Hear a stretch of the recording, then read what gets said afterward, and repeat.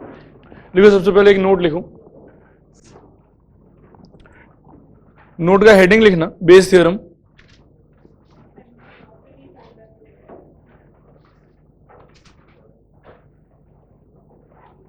लिखो इसमें, if there is a work, if there is a work w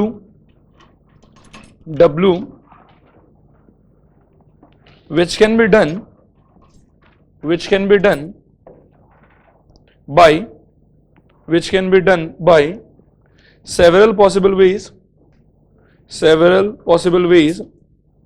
say r1 comma r2 comma r3 comma dot dot dot with respective probabilities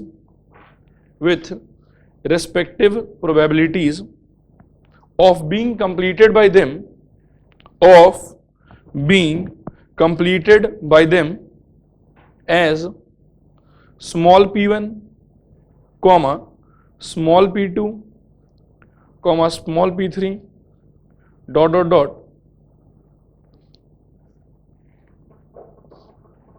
then if suppose the work is done,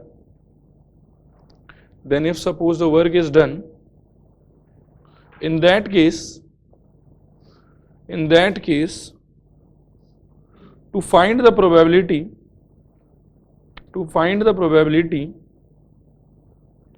that the work was done by some particular way, we use Bayes theorem.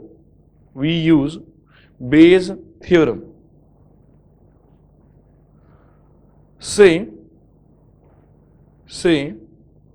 we want to find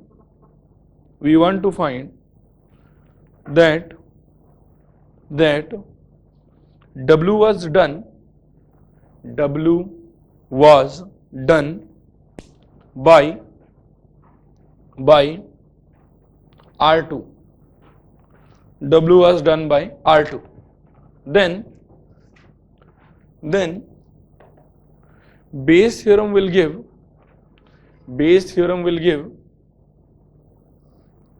ये ऐसा लिखो, P R2 by W is equal to P R2 into P W by R2 divided by P R1 into P W by R1 plus P R2 into P W by R2 plus P R3 into P W by R3.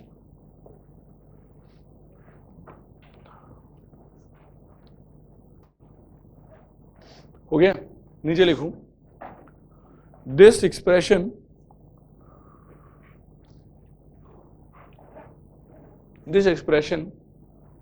is called Bayes theorem. This expression is called Bayes theorem. नीचे एक note लिखूं, in questions of total probability, there is a work and there are several ways,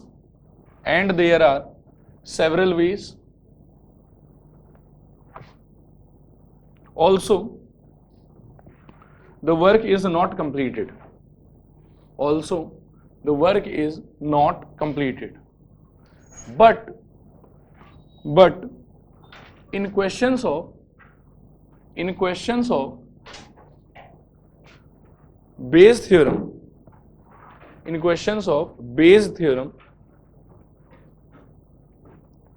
there is a work there are several ways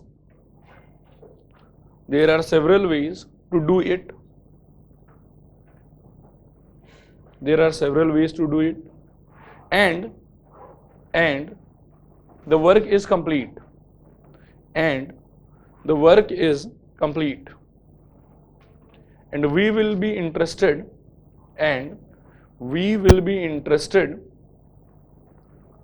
in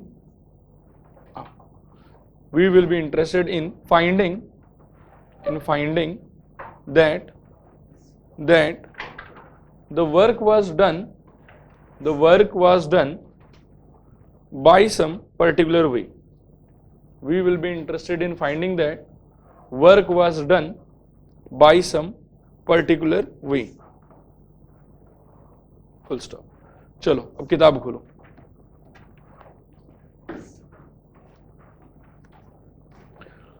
NCERT page number, सबसे पहले आप लोग आ जाओ 554 पे. 554 example number 20. फटाफट रीड करो इसको. ठीक है, इसके अंदर में बताओ डब्ल्यू क्या बोलोगी. Doctor comes late. ठीक है, R1 by train, R2 by bus, by scooter, by other means, वैसे चलता जाएगा. फिर हर चीज का प्रोबेबिलिटी आप लोगों को दिया हुआ है. ठीक है, एक बार खाली ये बता दो W/R1 का वर्बल मीनिंग क्या बोलोगे. ही कम्स बाय, नहीं, आप ऐसा बोलोगे कि अच्छा ठीक है ट्रेन से भी स्टार्ट कर सकते क्योंकि R1 नीचे है, R1 मान के चलेंगे कि हो चुका है. He comes by train and he is late.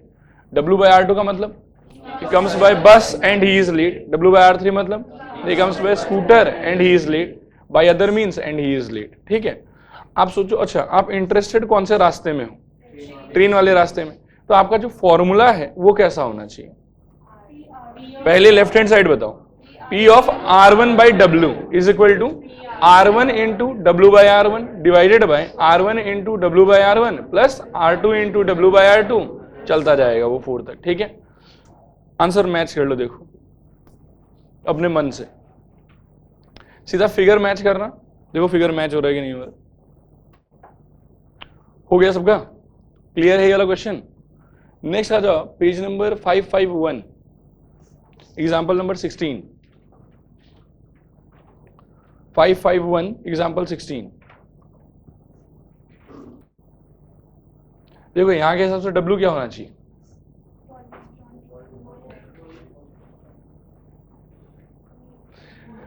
देखो एक बात मैं फिर से क्लियर कर देता हूं, W वो बनेगा जो हो चुका है. ठीक है, जिसका प्रोबेबिलिटी पूछा वो W कभी हो ही नहीं सकता. W तो काम किया हुआ होगा. आप बताओ ड्रॉन बॉल इज रेड, ये W है. And what are the possible ways for doing this. Bag 1 से निकाल सकते हो और बैग 2 से निकाल सकते हो. तो W का डिस्क्रिप्शन क्या दोगे. Drawn ball was red.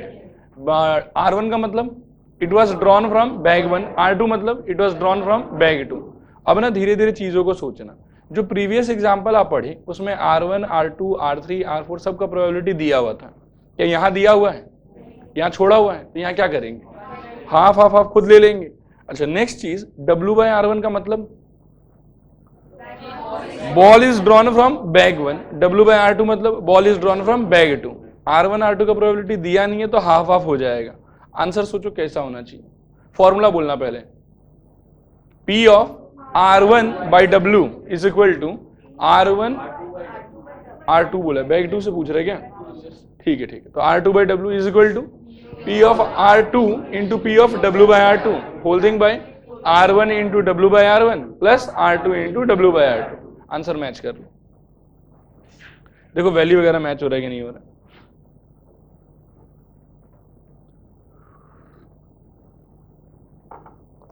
W/R1 का वैल्यू 3/7 क्यों बोल रहा है, क्योंकि बैग 1 में टोटल 7 बॉल है और 3 रेड है, इसीलिए. क्लियर हुआ. नेक्स्ट एग्जांपल 17 उसके नीचे वाला. हाँ वही W बनेगा. हो गया, बढ़ सकते हैं आगे. इसमें W बताओ.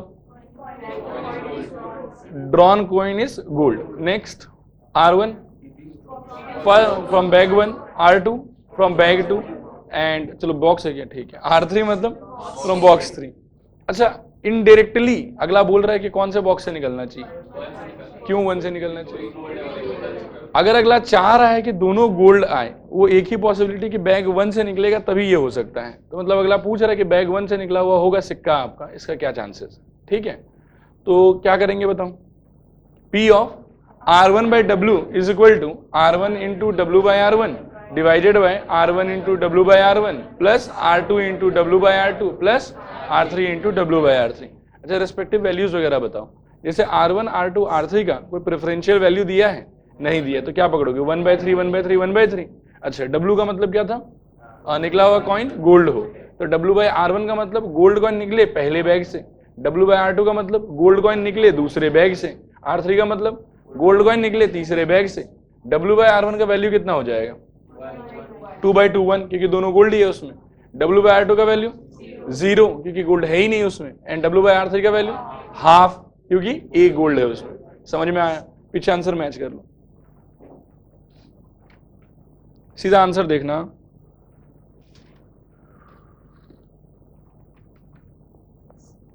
खुश? एग्जाम्पल नंबर 19, उसके बगल वाले पन्ने पे 18 को स्किप करो एक बार। हो गया? W बताओ। ड्रॉन बोल्ट इज डिफेक्टिव, क्योंकि जो हो चुका है वही W बनेगा। R1 मतलब मशीन A से आया होगा, R2 मतलब मशीन B से आया होगा, R3 मतलब मशीन C से आया होगा। आओ आओ, ठीक है। W by R1 मतलब हम मशीन A से आया है और डिफेक्टिव है। W by R2 मतलब मशीन B से आया है और डिफेक्टिव है। W by R3 मतलब मशीन C से आया है और डिफेक्टिव है। अब ना इस सिचुएशन को थोड़ा ध्यान से सोचो, क्या है कि 3 मशीन है, तीनों से कुछ कुछ बोल्ट निकलेगा। A से जितना बोल्ट निकलेगा उसमें से 5% डिफेक्टिव होगा, ये बोला हुआ है। B से जितना निकलेगा उससे 4% डिफेक्टिव होगा, और C से जितना निकलेगा उससे 2% डिफेक्टिव होगा। ये तो एक बात हो गया कि A जितना आउटपुट दे रहा है 5% डिफेक्टिव है, B जितना दे रहा है 4%, C जितना दे रहा है 2%। और जो तीनों का आउटकम है ना, उसको उठा के एक सिंगल जगह स्टोर किया जा रहा है, ठीक है। अब सिंगल जगह जहां स्टोर हो रहा है, मतलब एक जगह स्टोरेज जहां मानो कि 1000 बोल्ट पड़ा हुआ है, उस 1000 बोल्ट में A का कंट्रीब्यूशन होगा 35%, B का कंट्रीब्यूशन होगा 40%, कितना, और 25%, और B का 35 और C का 40%। ये समझ में आया? तो अब क्या है कि जब आप रैंडमली बोल्ट पिक करोगे तो पहला सवाल मन में ये आएगा कि ये कौन सा मशीन से आया था, एंड उसके बाद लगेगा कि अगर उस मशीन से आया है तो कितना % चांस है इसके डिफेक्टिव होने का। बात आया समझ? एक बार W R1 वगैरह फिर से रिकॉल कर लो। W मतलब डिफेक्टिव होना, R1 मतलब मशीन A से आना, R2 मतलब मशीन B से, R3 मतलब मशीन C से। अब W by R1 मतलब A से आया डिफेक्टिव है, W by R2 मतलब B से आया डिफेक्टिव है, W by R3 मतलब C से आया डिफेक्टिव है। अब सोचो R1 R2 R3 का प्रोबेबिलिटी छोड़ दिया है कि दे दिया है? दे दिया है। R1 का प्रोबेबिलिटी कितना होगा 25%, R2 का 35%, R3 का 40%, W by R1 का 5%, W by R2 का 4% एंड W by R3 का 2%। ये लॉजिक समझ में आया कि नहीं आया? न्यूमेरिकल फॉर्मूला बताओ तो क्या आना चाहिए इसका? पन्ना पलटना मत, सीधा बोलने का ट्राई करो। नहीं नहीं नहीं नहीं, फॉर्मूला नहीं चाहिए, न्यूमेरिकल वैल्यू वाला फॉर्मूला, एक्सप्रेशन। 35% या 30/100 into 4/100 whole thing by 25/100 into 5/100 plus 35/100 into 4/100 plus 40/100 into 2/100। पलट लो, देख लो।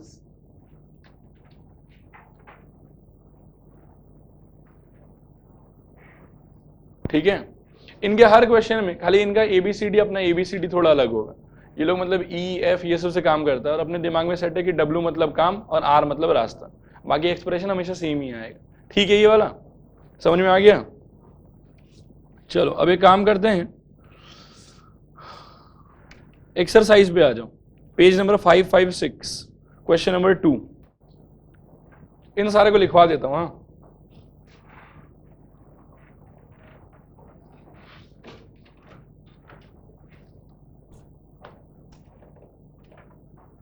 टू हो गया पढ़ना, बात कर सकते हैं।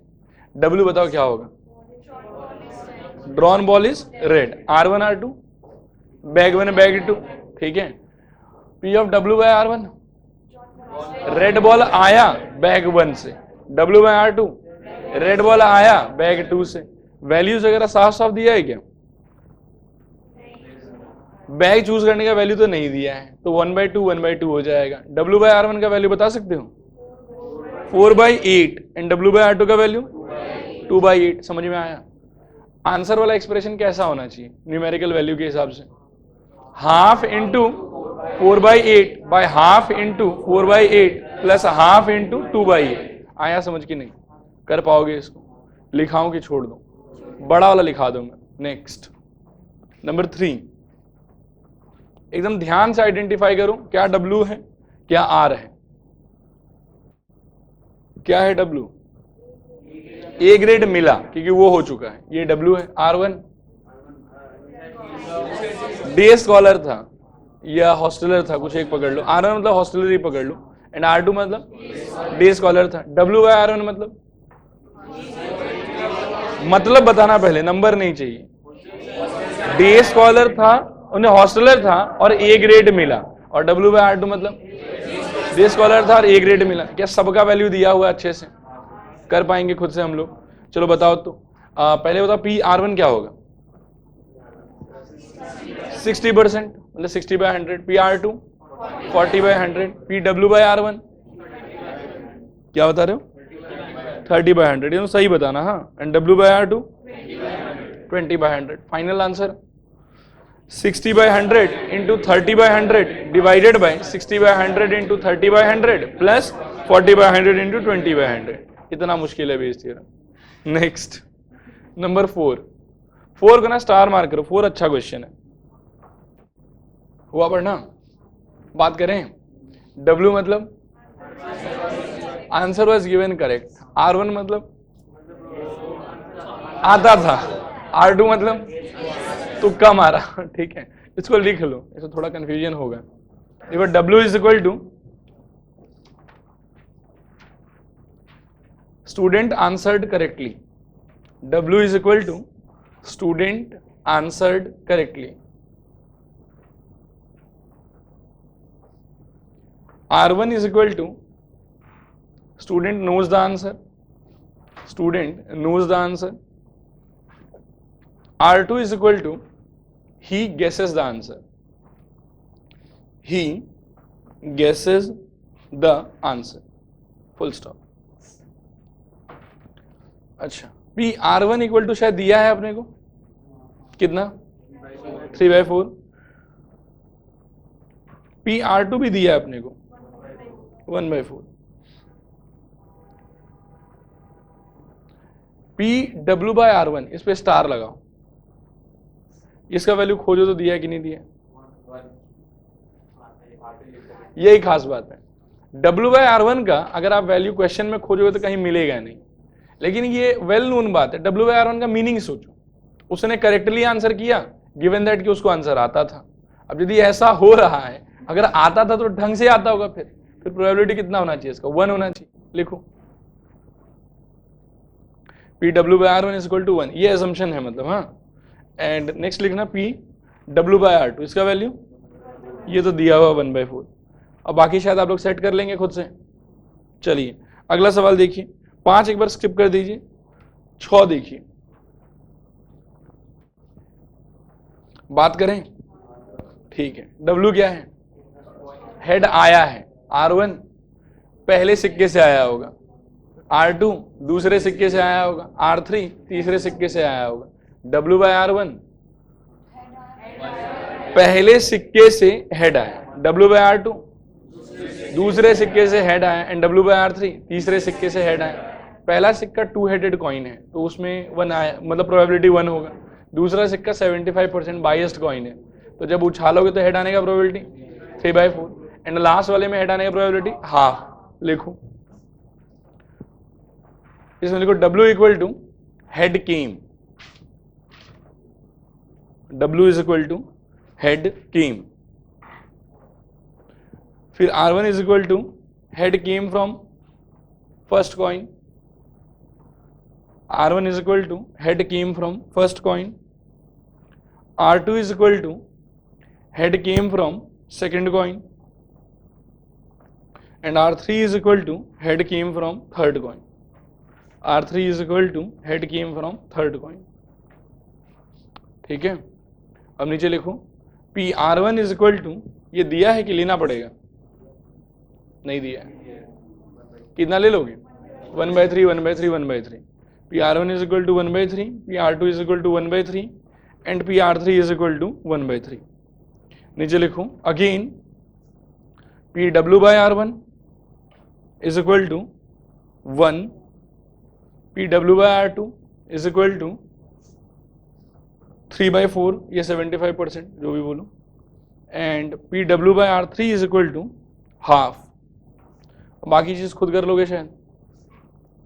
नेक्स्ट आ जाऊं क्वेश्चन नंबर 8 पे. 7 को भी स्किप करो एक बार. 8 आपको लगता है कि आप लोग को आता है? ये फैक्ट्री जैसा ही है, बस उसमें क्या है कि एक मशीन कमती ही है इसमें. W मतलब बताओ, डिफेक्टिव आइटम आना. फिर R1 मतलब मशीन A से आना, R2 मतलब मशीन B से आना. क्या हमको मशीन A B चूज करने का प्रोबेबिलिटी दिया है? दिया है. कितना कितना? 60% और 40%. और फिर मशीन A से आके डिफेक्टिव आएगा, उसका प्रोबेबिलिटी 2%. मशीन B से आके डिफेक्टिव 1%. W मतलब फिर से बताओ, डिफेक्टिव होना. R1 मतलब मशीन A से आना, R2 मतलब मशीन B से आना. W by R1 मतलब मशीन A से आके डिफेक्टिव होना. W by R2 मतलब मशीन B से आके डिफेक्टिव होना. सब चीज क्लियर है? कर लोगे इसको खुद से? चलो एकदम सिमिलर क्वेश्चन है, क्वेश्चन नंबर 11. उसमें 3 मशीन है. ठीक है, ये वाला W मतलब chosen item is defective. R1 मतलब came from machine A, R2 मतलब came from machine B, R3 मतलब came from machine 3. W by R1 मतलब नंबर बता रही है, came from machine A and was defective. W by R2 मतलब came from machine B and was defective. W by R3 मतलब, समझ में आया आप लोग को? अच्छा, इसके अंदर मतलब कोई भी प्रोबेबिलिटी छोड़ा हुआ है कि सब कुछ दिया हुआ है? सब कुछ दिया हुआ है. कर लेंगे खुद से इसको भी. Very good. Now come to question number 9. W बताओगे? A new product is launch. R1 मतलब बाय ग्रुप A, R2 मतलब बाय ग्रुप B. क्लियर है यहाँ तक? इसके आगे सोचो, W by R1 मतलब, हाँ, new product is launch by group A. ये group A launches the new product. And W by R2 मतलब हर पार्ट का प्रोबेबिलिटी दिया हुआ है, कुछ भी मन से लेना नहीं है हम लोग को. कर लेंगे खुद से. Next question number 7, star marker. ये क्वेश्चन हमको बहुत प्यारा लगता है.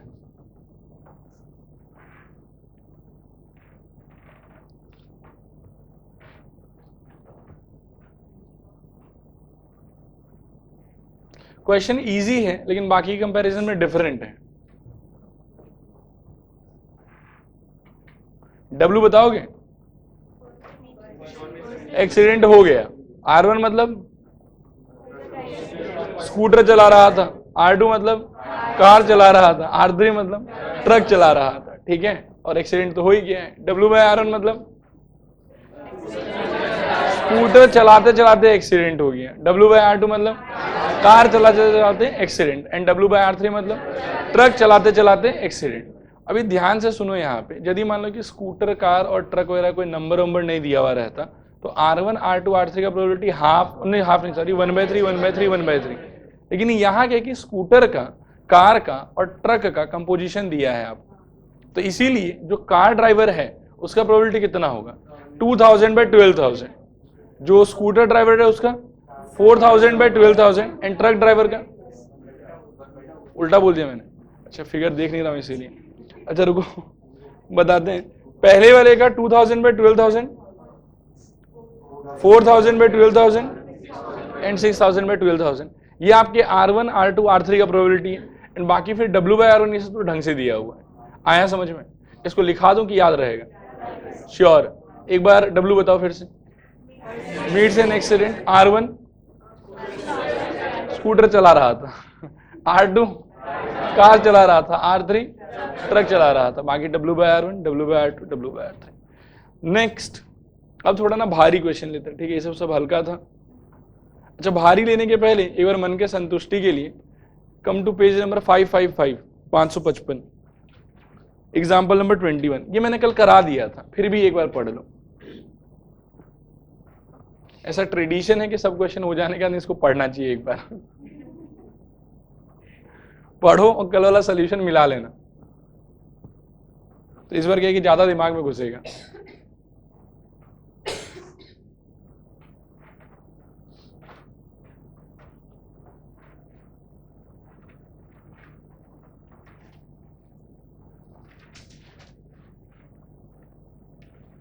हुआ पढ़ना? अब फीलिंग भी अच्छा आ रहा होगा कि हाँ ये W होना ही चाहिए था, वो R1 होना ही चाहिए था। ठीक, इसको दोबारा एक्सप्लेन करना है कि हो जाएगा, आगे चल सकते हैं। Very good. अब आ जाओ एक्सरसाइज के क्वेश्चन नंबर 12 पे आ जाओ। पहले एक्सरसाइज क्वेश्चन नंबर 12 देखते हैं। पढ़ना हो गया सबका? आपको W का एहसास हो रहा है? W क्या है?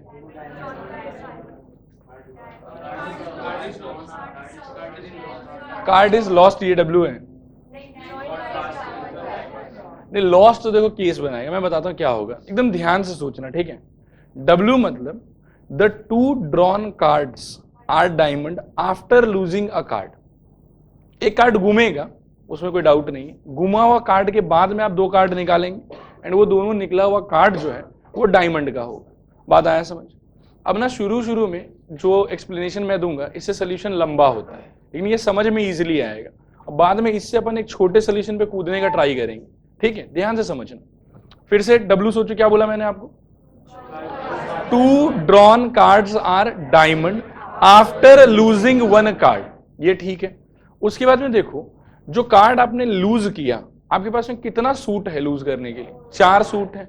पॉसिबली आपका जो कार्ड है घुमा हुआ वो डायमंड से हो सकता है, पॉसिबली आपका कार्ड किससे हो सकता है? हार्ट से हो सकता है, वो हो सकता है स्पेड से, और वो हो सकता है क्लब से। ठीक है, लिखना स्टार्ट करो एक बार। देखो W equal to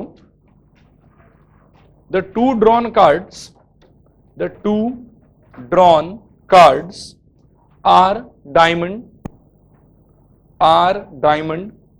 after losing one card, after losing one card। नीचे लिखो R1 is equal to the lost card was diamond, the lost card was diamond। R2 is equal to the lost card was hurt, the lost card was hurt। R3 is equal to the lost card was spade and R4 is equal to the lost card was club। ये समझ में आया?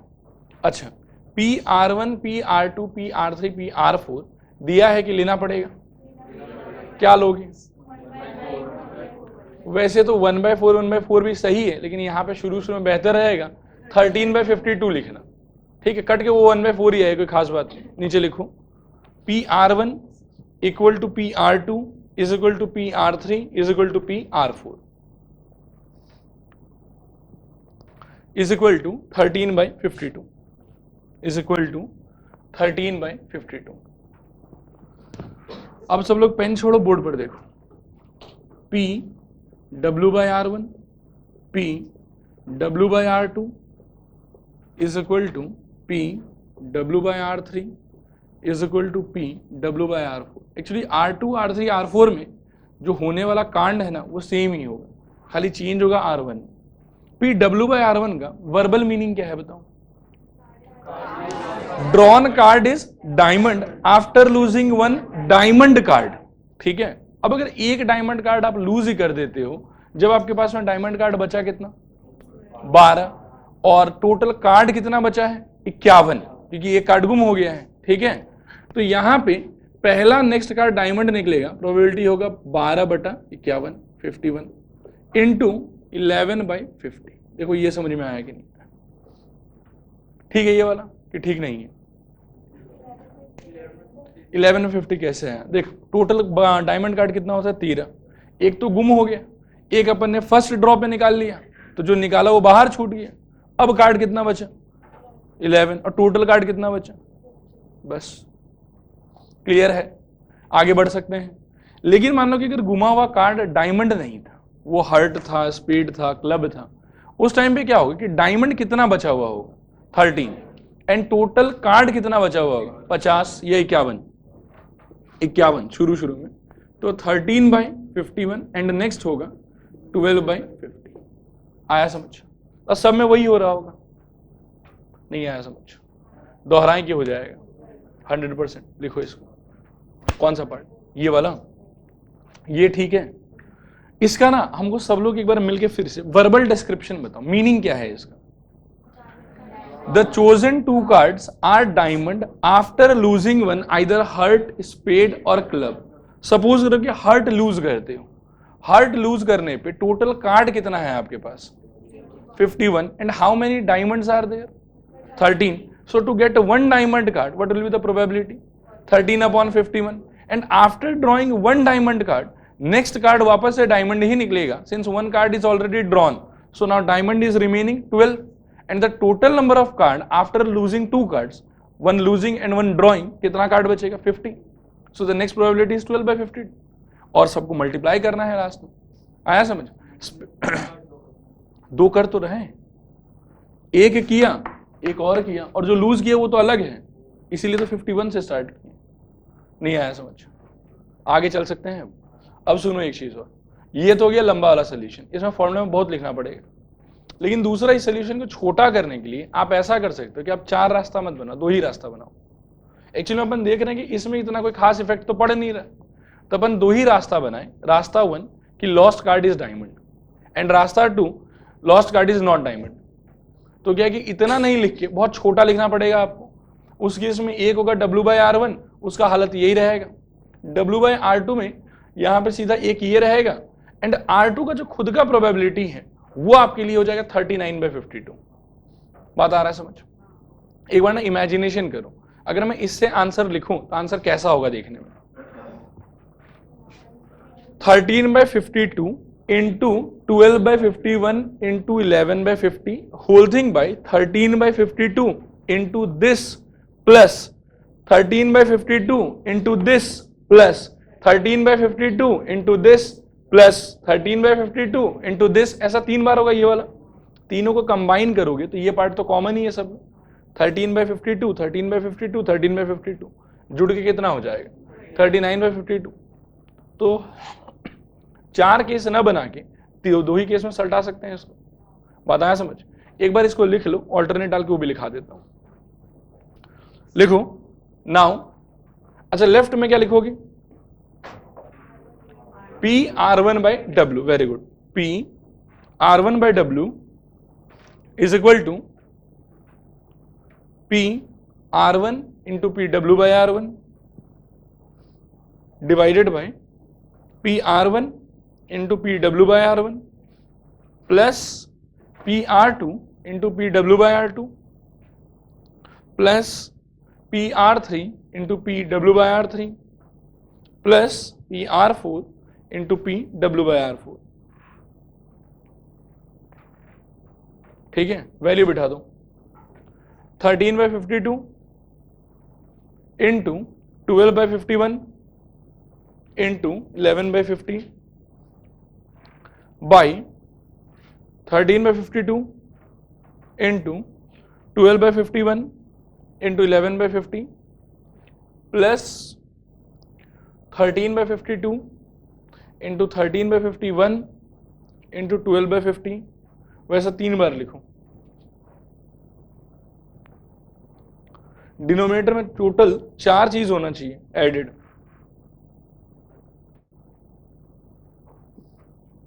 हो गया? तो इसको छोड़ दो, कैलकुलेशन घर पे करना। नीचे लिखो ऑल्टरनेट, ऑल्टरनेट। इसमें लिखो W equal to the two drawn drawn cards are diamond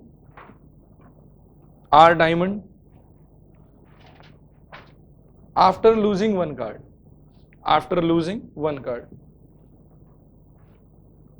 R1, the lost card is diamond, and R2, the lost card is not a diamond. R1, the lost card is diamond, and R2, the lost card is not diamond. नीचे लिखो P R1 equal to 13/52, P R2 is equal to 39/52.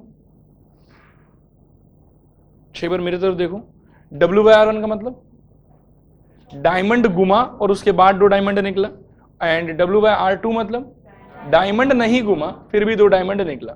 नीचे लिखो P W/R1 is equal to 12/51 into 11/50, and W/R2 is equal to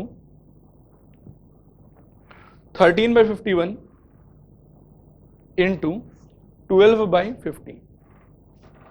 बाकी घर पे कर लेना, ठीक है. नेक्स्ट पढ़ो क्वेश्चन नंबर 10. पढ़ो नंबर 10 पढ़ो फटाफट. हो गया. W बताओगे क्या होगा इसमें?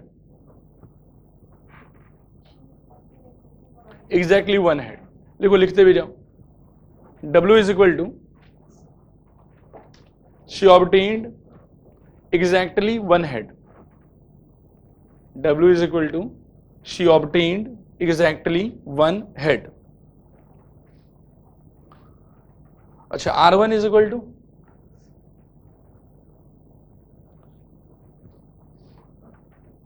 she threw 1, 2, 3, 4 from the dice. देखो, पहले ना डाइस फेंकना है आपको, और डाइस के आउटकम पे डिपेंड करके आप नंबर ऑफ कॉइन उछालोगे. अगर 1, 2, 3 या 4 फेंकते हो तो कोई एक पर्टिकुलर नंबर ऑफ कॉइन है, एंड 5 या 6 फेंकने पे कोई दूसरा पर्टिकुलर नंबर ऑफ कॉइन्स है. 1, 2, 3, 4 के टाइम पे कितना कॉइन है? 1 कॉइन है. एंड 5, 6 के टाइम पे 3 कॉइन है. तो इसका अपन 2 केस बनाएंगे. लिखो, R1 is equal to she threw 1, 2, 3, 4. एक ही बात है, या लिखोगे तो वही लिख लो. लिख लिए ना, चलो ठीक है. टेंशन किस बात का. she threw 1, 2, 3, 4 from dice, and R2 is equal to she threw 5, 6 from dice. देखो, R1 R2 में तो कंफ्यूजन नहीं है ना आप लोगों को, पक्का. 2 मिनट मेरे तरफ देखो. फिर W/R1 का मीनिंग बताओ, verbal meaning. she got exactly 1 head throwing 1, 2, 3, 4 from the dice. सही कह रहे हैं. डाइस में यदि 1, 2, 3, 4 फेंका जाएगा तो सिक्का कितना उछलेगा? 1. और एक सिक्का उछलने पे एक ही हेड आने का प्रोबेबिलिटी हाफ. क्लियर है. What about W/R2? मीनिंग 5, 6 फेंका गया और उसके बाद में एक हेड मिला. 5, 6 फेंकने पे सिक्का कितना उछलेगा? 3. और उसमें एग्जैक्टली एक हेड मिलने का केस कितना होगा? 3. सोचो. TTH, THT, HTT. बाकी सारे केस में ये तो 2 हेड होगा, ये 3 हेड होगा, ये हेड होगा ही नहीं. एग्जैक्टली 1 हेड का कितना केस होगा? वहां पे 3 ही होगा. तो W/R2 का प्रोबेबिलिटी 3/8. नहीं आया समझ? दोहराऊं की हो जाएगा? दोहराऊं. 5, 6 फेंकने पे आप पहले ये सोचो कि नंबर ऑफ कॉइन कितना उछल रहा है? 3. और 3 कॉइन उछलने पे आपके पास कंपोजिशन उसका क्या होगा? ट्रिपल एच, फिर 2H वाला होगा, फिर 1H वाला होगा, 0H वाला होगा. जो 1H वाला केसेस है बस वही आपके सपोर्टिव केस है. 3 सिक्का उछलने पे टोटल केस कितना होगा? 8. ठीक है. सपोर्टिव केस सिर्फ 3. कौन सा? आपको एग्जैक्टली एक पोजीशन पे हेड चाहिए. तो ऐसा हो सकता है कि टेल आया हेड आ गया, या फिर टेल आया हेड आया टेल आ गया, या फिर हेड आया टेल आया टेल आया. तो 3 ही सपोर्टिव है, इसीलिए PW/R2 कितना हो जाएगा? 3/8. लिखो. Now PW/R1 is equal to half and PW/R2 is equal to 3/8. बाकी नाटक आप लोग कर लेंगे खुद से।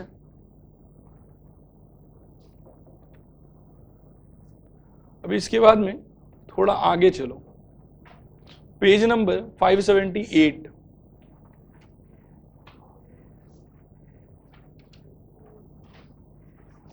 Example number 33।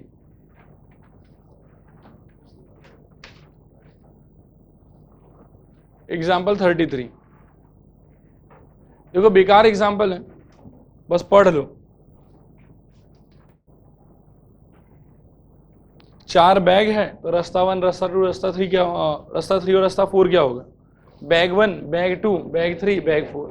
W मतलब काला बॉल निकला है, ठीक है। और W/R1 मतलब काला बॉल पहला बैग, W/R2 मतलब काला बॉल दूसरा बैग, एंड सो ऑन चलता जाएगा। आप ना बस आंसर को देख लो एक बार, आई होप कि समझ में आ जाएगा ये।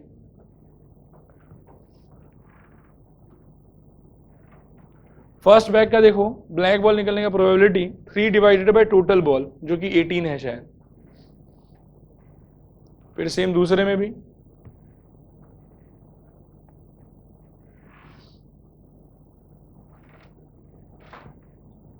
नहीं आया समझ में? क्लियर है पूरा? पक्का? चलो नेक्स्ट एक्सरसाइज मिसलेनियस वाला, पेज नंबर 583। इसी क्वेश्चन का छोटा भाई है क्वेश्चन नंबर 12, मिसलेनियस एक्सरसाइज का क्वेश्चन नंबर 12। ये क्वेश्चन आएगा नहीं, आया तो 15 मार्क देना पड़ेगा तीनों से पूछा हुआ है, नहीं आएगा, टेंशन वाली बात नहीं, लेकिन कर लोगे ना आप लोग इसको, वेरी गुड। अब आप लोग आ जाओ पेज नंबर 550, 550, 550, एग्जाम्पल नंबर 15। पढ़ो इसको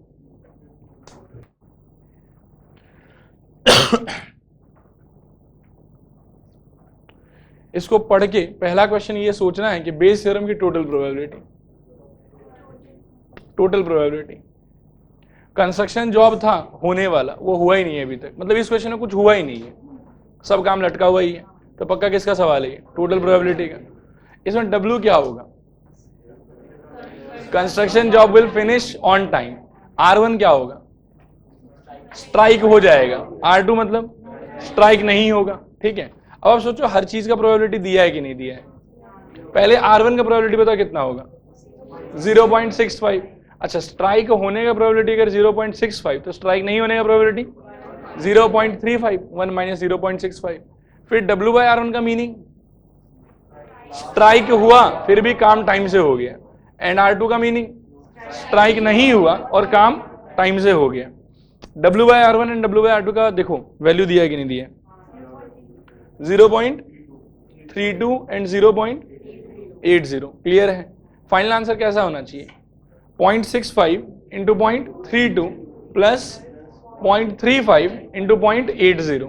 बस वो आंसर वाला लाइन देख लो जहां नंबर लिखा हुआ है, बाकी तो अपने WR ठीक है, इनका ABCD नीली यूज करेंगे। क्लियर है? आगे बढ़ सकते हैं? Very good.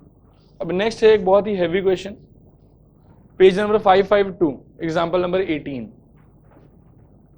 इस क्वेश्चन को ना कम से कम 3 बार पढ़ना, तो तीसरे बार में थोड़ा सा समझ में आएगा।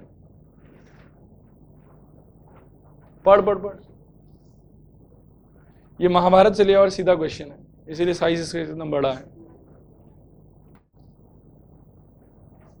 कुछ समझ में आ रहा है?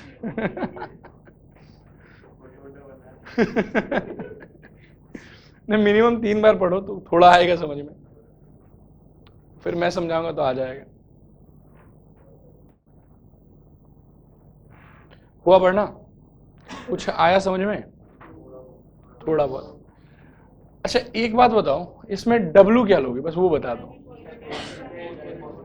Pathologist reports him as HIV positive, ये ठीक है ना? अच्छा एक बात बताओ, पैथोलॉजिस्ट अगर कुछ बोल दिया इसका मतलब वो ट्रू होगा क्या? नहीं भी हो सकता है, ठीक है, मतलब समझ में आया आप लोग। यहां देखो, ब्रह्मांड में टोटल पॉपुलेशन 100%, जिसमें से 2 कैटेगरी ऑफ आदमी होता है, एक जिसको सच में HIV होता है, काफी कम होता है ये लोग 0.1%, और जिनको नहीं होता है, अगर ये 0.1 है तो वो लोग होगा 99.9%। ठीक है, इसमें से कोई एक बंदा अपना टेस्ट कराने जाएगा, 2 पॉसिबिलिटी है, पॉजिटिव आएगा, नेगेटिव आएगा। ठीक है, इसका मतलब है कि इसका बीमारी डिटेक्ट हो गया, और इसका मतलब है कि बीमारी था लेकिन डिटेक्ट नहीं हो पाया due to some mistake by the diagnostic centre. कुछ भी हो सकता है, सैंपल मिसप्लेस हो गया, ये मान लो कि कुछ रिपोर्टिंग में एरर आ गया, ये सैंपल प्रॉपर मैन हैंडलिंग की वजह से गड़बड़ा गया, कुछ भी हो सकता है। लेकिन वो लोग क्या है कि अपना मिस्टेक मानेगा नहीं। तो कभी अगर भारी भरकम बीमारी हो तो जल्दी से ट्रस्ट मत करना, कम से कम 3-4 जगह दिखाना, सब जगह आए तब समझना कि अच्छा है बीमारी, कोई बात नहीं। फिर इसमें से कोई एक बंदा टेस्टिंग के लिए जाएगा, इसके पास भी 2 पॉसिबिलिटी, इसको भी पॉजिटिव दिखा देगा, बोले तुमको भी है और इसको दिखाएगा कि नेगेटिव। देखो ये सिचुएशन है, समझ में आया कि नहीं आया? मतलब एक्चुअल पॉपुलेशन 100%, सच में बीमारी जिनको है वो 0.1%, एंड जिनको नहीं है बीमारी 99.9%। इसमें से कोई बंदा टेस्टिंग कर जाता है, पॉजिटिव भी आ सकता है, नेगेटिव भी आ सकता है। असली में बीमारी था नो डाउट, लेकिन ये जो है ये क्लिनिकल एरर की वजह से होगा। और यहाँ पे भी वही हालत है कि बीमारी नहीं था फिर भी शो हो रहा है। बात आया समझ? अब इसमें से अगर कोई बंदा जाता है तो डिटेक्ट होने का प्रोबेबिलिटी कितना दिया देखो तो 90% दिया है शायद, और डिटेक्ट नहीं होने का प्रोबेबिलिटी 10% दिया है, और यहाँ पे 1%। मतलब क्या बोलूं, कुछ ज्यादा ही बदनसीब होता है ये लोग। देखो 1% ही चांस है लेकिन है और ये वाला 99%। पता है समझ? अब आप देखो मैं बताऊं, ये जो पार्ट ऑफ इंफॉर्मेशन है ना, ये वाला और ये वाला, ये आपके कोई काम का नहीं, ये फालतू का आपको बहकाने के लिए दिया हुआ है। क्योंकि आपके साथ में कारनामा हुआ क्या, आपको तो पॉजिटिव मिला है रिजल्ट। बात आया समझ? अब अपन WR1 वगैरह ये सब क्रिएट करते हैं यहाँ पे। W मतलब पैथोलॉजिस्ट रिपोर्टेड हिम और हर एज HIV पॉजिटिव। R1 मतलब ही और शी हैड HIV। R2 मतलब ही और she didn't have HIV। R1 का प्रोबेबिलिटी 0.1, R2 का प्रोबेबिलिटी 99.9। W/R1 का meaning has HIV and was detected, तो ये वाला। एंड W/R2 का meaning HIV was not there but still detected, तो ये वाला। क्लियर है? इस पूरे महाभारत जैसे क्वेश्चन में मैं बस एक चेंज करूंगा, ठीक है? पैथोलॉजिस्ट रिपोर्ट्स हिम और हर एज HIV नेगेटिव, और पूरा आंसर पलट जाएगा। मतलब सिर्फ एक प्लस मिटा के माइनस करेंगे, लैंग्वेज कहीं पे कुछ नहीं छेड़ेंगे, और पूरा आंसर उल्टा। तब क्या होगा, ये और फिर ये काम का है क्योंकि रिपोर्ट नेगेटिव हुआ है, फिर ये और इसके साथ में ये काम का है, फिर ये बेकार हो जाएगा। मीनिंग समझ में आया? तो सवाल क्या कि देखते एकदम शुरू मत हो जाना, देखना कि क्या पूछा है, हालांकि वो नहीं करेगा ऐसा फालतू में। ठीक है, चलो लिखो, ये लिखो के पहले इसको बना दो। देखो W equal to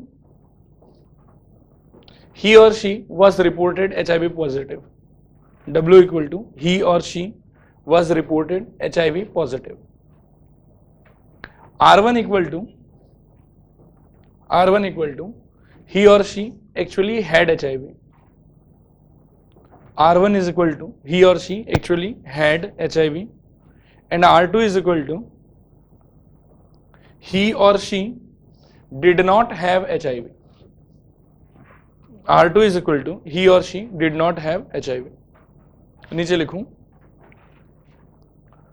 now P R1 by W is equal to PR1 into PW by R1 whole thing by P R2 into, नहीं क्या बोल रहा हूं, PR1 into PW by R1 plus PR2 into PW by R2.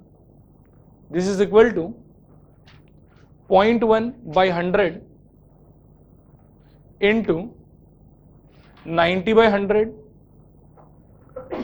whole thing by 0.1 by 100 into 90 by 100 plus 99.9 by 100 into 1 by 100। बस अब solve करके जो आएगा वो आंसर है। नेक्स्ट आ जाओ, फिर से एक्सरसाइज पे क्वेश्चन नंबर 5 वो छोड़ा हुआ था।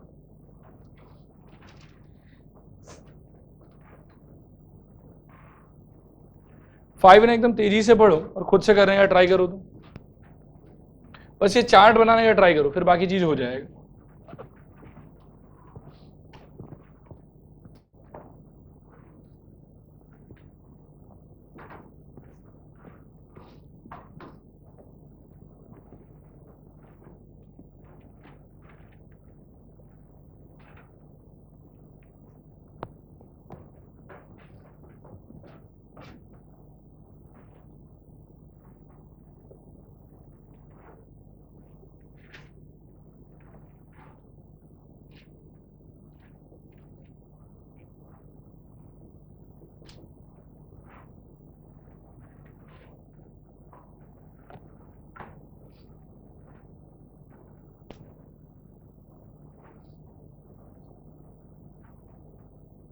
हुआ पढ़ना?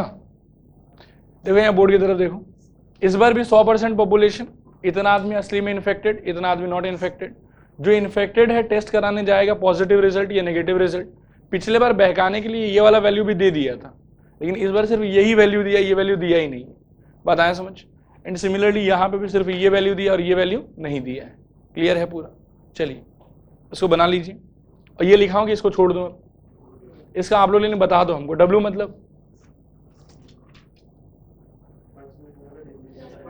रिपोर्टेड, डब्ल्यू मतलब फिर से रिपोर्टेड।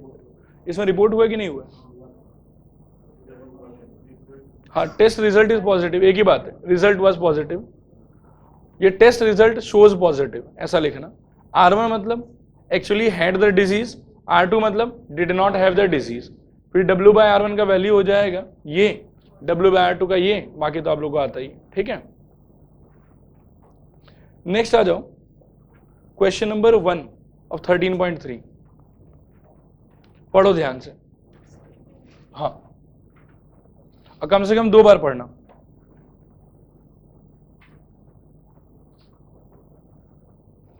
NG मतलब नॉट गिवन है।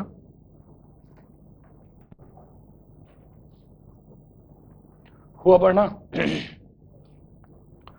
टोटल प्रोबेबिलिटी है कि बेस थ्योरम है? Total probability. क्यों? कोई भी काम हुआ नहीं है इसीलिए टोटल प्रोबेबिलिटी। देखो इसका ना मेरी तरफ देखो ध्यान से, एकदम अच्छे से धीरे धीरे सोचना। मैं पहले बता देता हूं कि कॉम्पोजिशन कैसा है। 5 लाल और 5 काला, और एक्सपेरिमेंट बहुत ही बेकार सा एक्सपेरिमेंट है।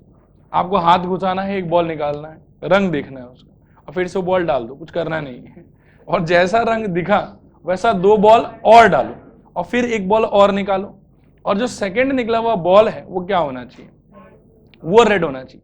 ठीक है, मतलब सेकंड बॉल दोनों की इसमें रेड रहेगा। अब देखो क्या हो सकता है, 2 चांसेस है। प्रोबेबिलिटी ऑफ रेड निकल के फिर से रेड निकल जाए, या पॉसिबिलिटी कि रेड पहले ना निकले, पहले ब्लैक निकले और फिर से सेकंड वाला तो रेड लेना ही है, उपाय नहीं है उसके लिए। तो ये हो गया, और दोनों क्या हो जाएगा? Mutually exclusive. तो सीधा हो जाएगा P/R और यहां हो जाएगा P/B/R। ठीक है, अब यहां पे ना थोड़ा अजीब लगेगा, देखो सुन के, PR × PRR। अब इसको खुशी खुशी काट मत देना, ठीक है, कि R/R कट गया, वैसा नहीं। यहाँ पे मीनिंग है कि पहला लाल निकला एंड दूसरा भी लाल निकल रहा है, गिवन दैट कि पहला लाल निकला था, प्लस ब्लैक निकला, अब लाल निकल रहा है, गिवन दैट कि पहला ब्लैक निकला था। अब लाल निकलने का प्रोबेबिलिटी 5/10। अच्छा, अगर ऐसा हुआ होगा तो 2 लाल बॉल आपने डाला होगा, नेक्स्ट में क्या हो जाएगा? 7/12 प्लस यहाँ पे 5/10 तो ठीक ही रहेगा, लेकिन अब 7/12 नहीं होगा, अब 5/12 हो जाएगा, क्योंकि लाल बॉल अभी भी 5 ही है और टोटल बॉल आपकी वजह से कितना हो जाएगा? 12। तो ये हो गया 5/12। जोड़ लो, जो आएगा वो आंसर है। क्लियर है? कॉपी कर लीजिए, कोई खास बात नहीं। Come to page number 582। 582 example number 37।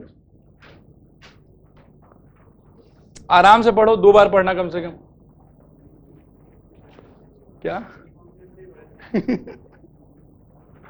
Tension नहीं ले, लेकिन इजी है इंटीग्रल के हिसाब से। तो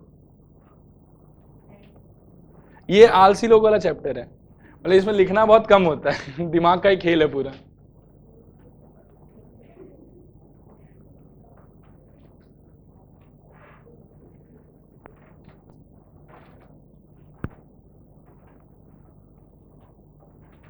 करो बात, नहीं करना तो पड़ेगा। देखो इसमें ना एक बात दिया हुआ है लास्ट लाइन में, 2 एक्सेप्टेबल आइटम्स, उसको अंडरलाइन करो, कंफ्यूजन उसकी वजह से होता है। 2 एक्सेप्टेबल आइटम्स मतलब आइटम जो निकलेगा वो 2 ठो निकलेगा। हाँ, अब आप सोचो यहाँ W क्या होगा। हाँ, machine produces 2 acceptable items. R1 क्या होगा, was correctly set and R2 was incorrectly set। अब ना ध्यान से धीरे धीरे सोचिएगा, what do you mean by W by R1? Correctly set था और 2 आइटम निकला, बार बार स्ट्रेस देना कि 2 आइटम निकला, आइटम एक नहीं निकल रहा है, ठीक है। एंड W by R2 मतलब इनकरेक्टली सेट था और आइटम अभी भी 2 निकला है। क्या ये सारा बात क्लियर है? क्या आपने को R1 R2 का प्रोबेबिलिटी दिया है? हाँ दिया है। करेक्टली सेट होने का प्रोबेबिलिटी कितना है? 0.8। ये 80% कुछ दिया होगा ना, 80% दिया है तो 0.8 हो जाएगा। और फिर इनकरेक्ट सेट होने का क्या होगा? 20%, 0.2। यहां तक बात सही है। फिर करेक्टली सेट होने पे एक एक्सेप्टेबल आइटम निकलेगा, उसका प्रोबेबिलिटी 90%। और इनकरेक्टली सेट होने पे एक एक्सेप्टेबल आइटम निकलेगा, उसका प्रोबेबिलिटी 40%। यहां तक बात भी ठीक है।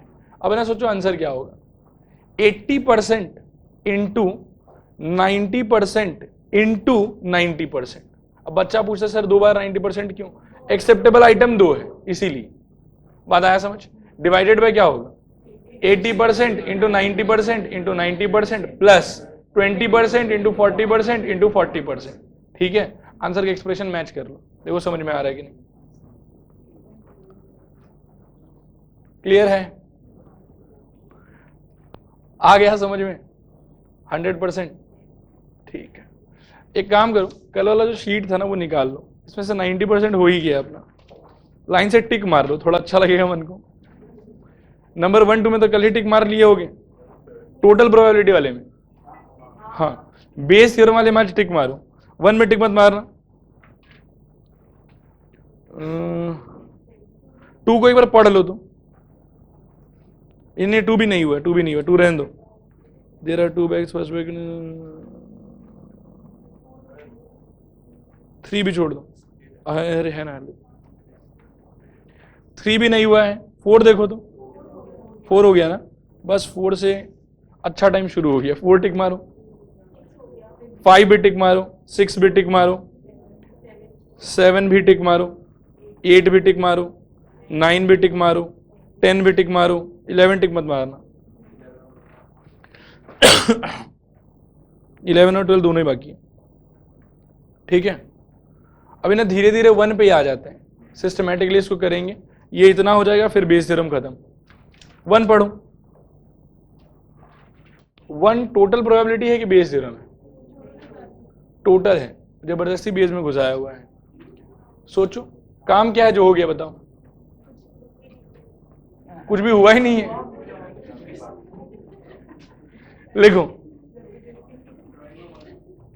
नहीं, काम कुछ अगर ऐसा है जो हो चुका है तब तो टोटल के बारे मतलब बेस के बारे में सोचेंगे, लेकिन यहां कोई काम हुआ ही नहीं है, काम सारा होना ही बाकी है। लिखो W equal to drawing 1 rupee coin, W equal to drawing 1 rupee coin. R1 equal to it came from first compartment, R2 equal to it came from second compartment, R2 is equal to it came from second compartment। ठीक है, नीचे लिखो PR1 is equal to PR2 is equal to half। देखो ये समझ में आता है क्या? कंपार्टमेंट का वैसे कोई चॉइस दिया हुआ नहीं है। फर्स्ट कंपार्टमेंट का कॉम्पोजिशन देखो तो, 3 50 पैसा का सिक्का है और 2 1 रुपए का, टोटल सिक्का कितना है? 4, और 1 रुपया कितना है? 2, तो अपना आंसर 2/4। लिखो PW by R1 is equal to 2/4 and PW by R2 एक सेकंड रुको, अच्छा 3 है, नहीं नहीं ठीक है 2/5 कर लो उसको, 2/5 एंड PW/R2 बताओ। 3/3 नहीं 1/3 PW अरे नहीं नहीं नहीं नहीं नहीं नहीं नहीं, ये तो पहला कंपार्टमेंट का हो गया ना, अंदर कंटिन्यूस 250%, अच्छा सॉरी 3/5, मैं 1 देख के मैं 1 ही काउंट कर रहा था उसको। 3/5 मतलब दूसरे कंपार्टमेंट में भी 5 सिक्का है, जिसमें से 3 1 रुपया का है एंड 2 50 पैसा का है, तो सपोर्टिंग मेंबर 3, टोटल मेंबर 5, और बाकी तो कर लोगे शायद। अब क्वेश्चन नंबर 2 पढ़ो।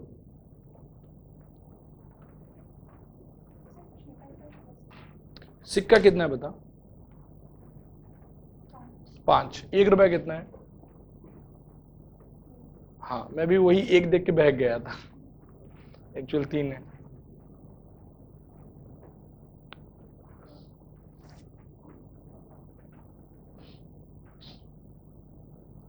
हो गया पढ़ना? ये बेस का है कि ये टोटल का है?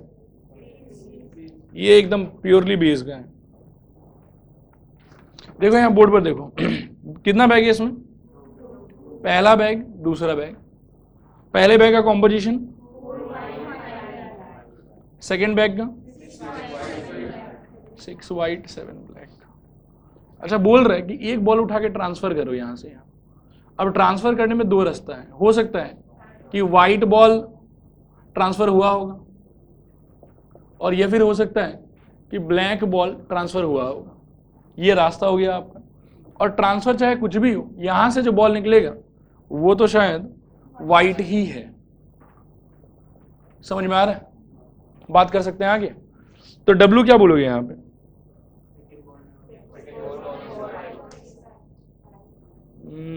एक सेकंड रुको। अच्छा ये भी एक्चुअली टोटल प्रोबेबिलिटी में ही चला जाएगा, टोटल ही हो गई। नहीं बॉल ट्रांसफर हुआ, लेकिन उसमें कोई पर्टिकुलर काम थोड़ी है। अब उसमें तो रास्ता भी हो सकता है कि नहीं व्हाइट कहाँ निकला, वही तो पूछा ही। नहीं सुनो, एक बैग है, एक और बैग है, आपको बोला गया कि यहां से यहां एक बॉल ट्रांसफर करो, और ट्रांसफर करने के बाद में यहां से एक बॉल निकालो। आफ्टर ट्रांसफरेंस यहां से व्हाइट निकलना चाहिए, ठीक है? तो ये हो गया आपका काम जो होना बाकी है अभी। और इस काम को करने का 2 रास्ता है। हो सकता है कि यहां से व्हाइट ट्रांसफर करके फिर एक बॉल निकालो, वो व्हाइट निकले, या हो सकता है कि यहां से ब्लैक ट्रांसफर करके यहां से एक बॉल निकालो जो कि क्या निकले, व्हाइट। एकदम एग्जैक्टली सेम क्वेश्चन एक बेस थ्योरम का भी है, उसमें लैंग्वेज कैसा होगा मैं बता रहा हूं, ध्यान से सुनना। A ball was drawn from first bag, it was transferred to second bag, and the second drawn ball was white. Find the probability that the transferred ball was black. तब ये बनेगा बेस का क्वेश्चन कि second bag से white तो पक्का निकल गया है, अब तुम बताओ कि ब्लैक आया होगा और तब व्हाइट निकला है। बात आया समझ? जब तक सेकंड बॉल को कन्फर्मली कुछ बोलेगा नहीं, तब तक ये टोटल प्रोबेबिलिटी का है। एंड जैसे ही सेकंड बॉल कन्फर्मली व्हाइट निकलेगा, उसके बाद अगर पूछता है कि ब्लैक आया होगा, उसका प्रोबेबिलिटी बताओ, तो वो है आपके बेस थ्योरम का। आया समझ कि नहीं आया समझ? एक बार और पढ़ लो, नहीं आया तो मैं फिर बताऊंगा, कोई खास बात नहीं। वो रिलेटेड अंग्रेजी है। हो गया पढ़ना? इस क्वेश्चन को डीपली समझने के लिए come to page number 584, question number 16।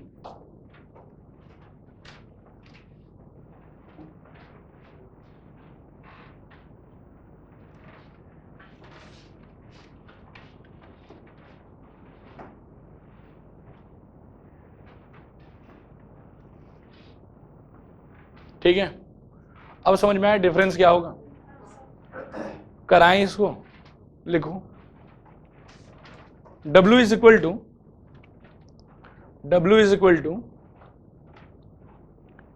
Second drawn ball is white, फिर नीचे लिखो R1 is equal to transferred ball was white, transferred ball was white. नीचे लिखना R2 is equal to transferred ball was black, transferred ball was black.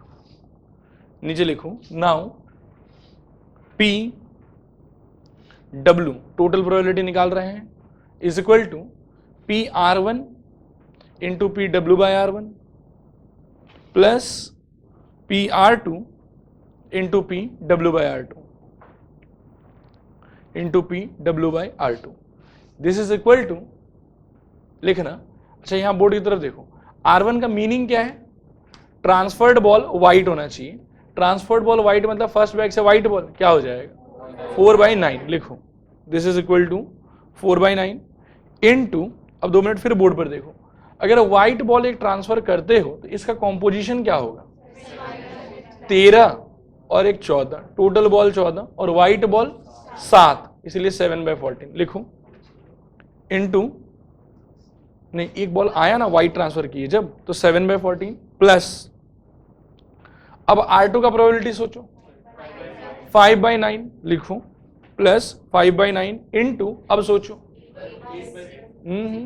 Second ball तो white ही निकलना है, तो 6/14 into 6/14 solve करके जो आएगा वो आंसर है। ठीक है, समझ में आया पूरा? अरे आया कि नहीं आया? Very good. Next come to page number 584 का जो क्वेश्चन नंबर 16 था वो पढ़ लो, वो साथ में करा देता हूं।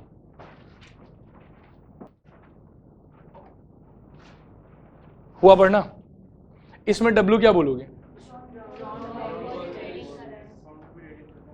ड्रॉन बॉल इज रेड लिखो।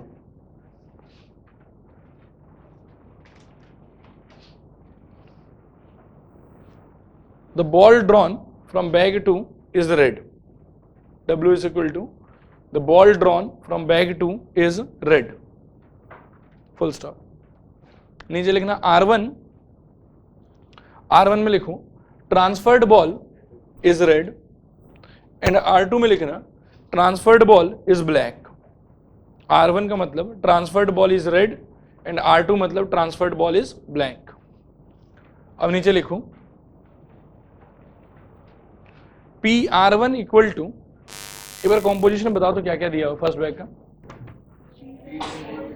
एक सेकेंड, 3 रेड और बैग 2 का 4 रेड 5 ब्लैक, और एक अपन मान लेते हैं कि रेड हुआ होगा और एक मान लेते हैं कि ब्लैक हुआ होगा। अच्छा अब PR1 बताओ क्या होगा? 3/7 लिखो। PR1 equal to 3/7, PW by R1 is equal to, ये कितना होगा? 5/10। सोचो एक लाल बॉल आ गया, अब लाल कितना हो गया? 5, टोटल बॉल 10, तो क्या हो जाएगा? 5/10 लिखो इक्वल टू 5/10, एंड इसके नीचे लिखो PR2 is equal to, R2 का मीनिंग पढ़ो, ट्रांसफर्ड बॉल ब्लैक, अब ब्लैक ट्रांसफर होने का प्रोबेबिलिटी 4/7, एंड उसके नीचे W by R2 4/10। बॉल तो अभी भी 10 हो गया लेकिन रेड इस बार 4 ही है, 4/10। Very good. अच्छा लिखो नाउ P ट्रांसफर्ड अपन क्या चाहते हैं? ब्लैक, तो R2 by W, P R2 by W, ये बेस थ्योरम है। P R2 by W is equal to P R2 into P W by R2 whole thing by P R1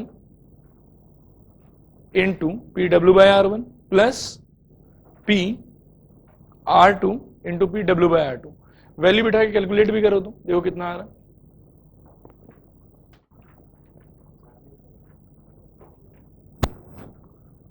ये कितना number है भाई? अपन ने किया कौन सा? 3 वाला किया था ना, 2 किया था।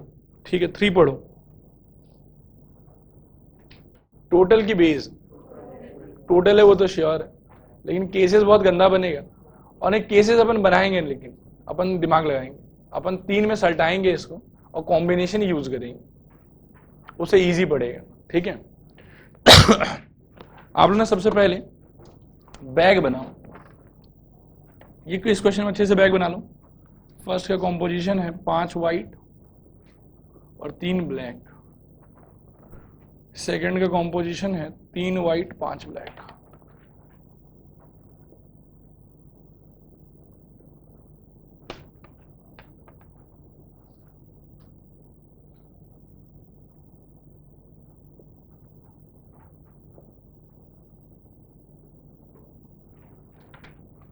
ये बनाओ।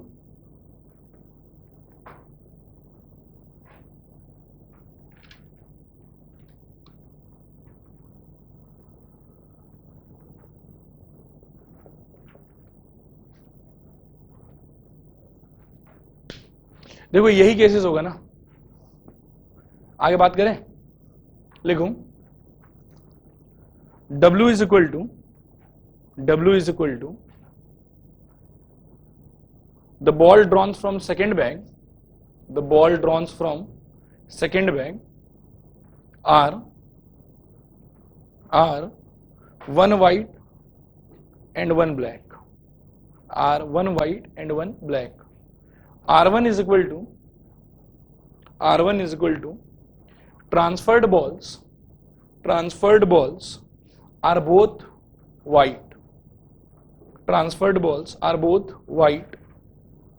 R2 is equal to transferred balls are both black.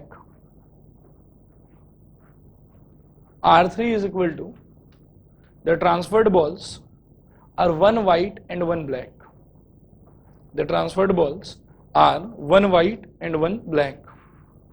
ठीक है, एक बार टाइम लो, सवाल पढ़ के ना यहां तक आंसर पढ़ो तो समझ में आया कि नहीं आया, फिर वैल्यूज में आप लोग से पूछूंगा। हुआ पढ़ना? यहां तक जितना केस मैंने बनाया सब सही है, कोई गड़बड़ नहीं कहीं पे? अच्छा, P ऑफ R1 का वैल्यू क्या होगा? 5/। देखो यहाँ पे आएगा वही, लेकिन अपन इसको ना लिखते समय लिखेंगे जान मुझे कॉम्बिनेशन से। आप क्या बता रहे बोलो तुम? 5/8 इंटू 4/7। मैं सहमत हूँ इस चीज से, लेकिन मैं इसी चीज को ना ऐसे लिखना पसंद करूंगा कि 8C2 टोटल 2 बॉल चुनने का प्रोबेबिलिटी, एंड सिंस मेरे को दोनों व्हाइट चाहिए तो मैं ऊपर ले लूंगा 5C2। समझ में आया? ये मेरे R1 का होगा, खोल के वही आएगा। और एक्चुअली मैं ये क्यों कर रहा हूं, यदि ये नहीं करूंगा ना तो यहां पे हमको फिर 2 केस बनाना पड़ जाएगा। इसमें तो ठीक है, एक ही होगा केस क्योंकि दोनों व्हाइट ही आ रहा है। सेकेंड वाले में भी ठीक है कि दोनों ब्लैक आ रहा है, तो पहला भी ब्लैक दूसरा भी ब्लैक। लेकिन जो थर्ड केस होगा ना उसमें अगर अपन डायरेक्टली करेंगे तो व्हाइट के बाद ब्लैक या ब्लैक के बाद व्हाइट, वो दोनों अलग अलग बात होगा। तो बेटर कि कॉम्बिनेशन से खेलो तो उसका केसेस रिड्यूस हो जाएगा, एंड इसमें एक स्टेप आपको ज्यादा लगेगा, बस इसे खोल के यहां तक पहुंचाना है। बात आया समझ? Tell me about P of R2 इस तरीके से 3C2/8C2, सही कह रहे हैं। And tell me about P of R3 5C1 into 3C1/8C2। आया समझ? सोच लो, देखो यदि नहीं आया तो बोलो फिर से समझाऊंगा। क्लियर है पक्का? W/R1 का मीनिंग बताओ, पढ़ दो जो जो लिखाया है, पढ़ लो, आराम से पढ़ो, बोलो। The ball transferred was both white and the drawn balls are 1 white and 1 black। समझ में आया? अब जरा सोचो कि यदि 2 व्हाइट ट्रांसफर हो रहा होगा तो इसका नया कॉम्पोजिशन कैसा होगा? 5 व्हाइट 5 ब्लैक, जिसमें से कि अपने को 1 व्हाइट चाहिए 1 ब्लैक चाहिए। तो ध्यान से सुनना, P ऑफ W/R1 का वैल्यू होगा आपके लिए 5C2/10C2, नहीं 5C1 इंटू 3C3 नहीं 5C1/10C2। आया समझ? अब जब नेक्स्ट निकालोगे तो कॉम्पोजिशन हार्म हो चुका है, नया कॉम्पोजिशन है 5 व्हाइट 5 ब्लैक, जिसमें से कि आपको 2 बॉल निकालना है। तो ये हो गया टोटल तरीका और ये हो गया अपना फेवरेबल तरीका। समझ में आया? नेक्स्ट जरा दिमाग पे जोड़ दो और W/R2 सोचो। टाइम लो आराम से, जल्दबाजी नहीं। नीचे तो 10C2 ही होना चाहिए शायद, ऊपर सोचो 3C1 इंटू 7C1 और नीचे 10C2, और आखिरी P ऑफ W/R3 बताओ 4C1 इंटू 6C1/10C2। ठीक है, सवाल पढ़ो, जितना आंसर लिखा है वो पढ़ो, इनको देखो, कहीं कोई भी डाउट है तो पूछो। मैं एक्सप्लेन करूंगा दोबारा कि कौन सा क्यों हुआ, कैसे हुआ, कौन सा पार्ट, ये वाला ना। तो पहले इसका वर्बल मीनिंग सोच।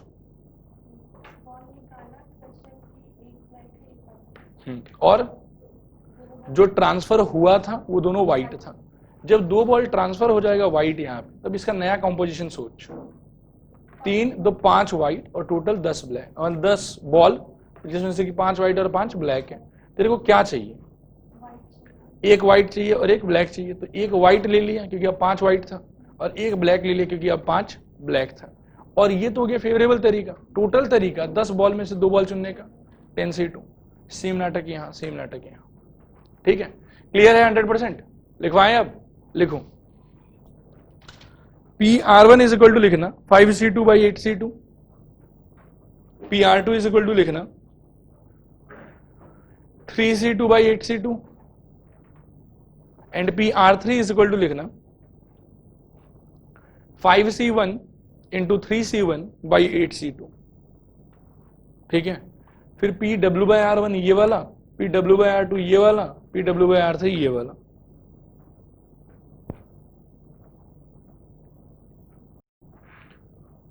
ठीक है, और इनको ना मैं कहूंगा कि इनके जगह पे ही सिंप्लीफाई कर लो। यहां से जैसे आपको मिल जाएगा 5 इंटू 4 बाई 8 इंटू 7, यहां से मिलेगा 3 इंटू 2 बाई 8 इंटू 7, यहां से मिलेगा 5 इंटू 3 बाई 8 इंटू 7 इंटू 2। इस टाइप से सबको सिंप्लीफाई करके रख लो, सो दैट ये वैल्यू बिठाते समय बहुत आराम हो आप। यहां से मिलेगा 5 इंटू 5 बाई 10 इंटू 9, ऊपर एक 2 का फैक्टर आएगा। इसमें 3 इंटू 7 बाई 10 इंटू 9, ऊपर एक 2, और इसमें 4 इंटू 6 बाई 10 इंटू 9 इंटू 2।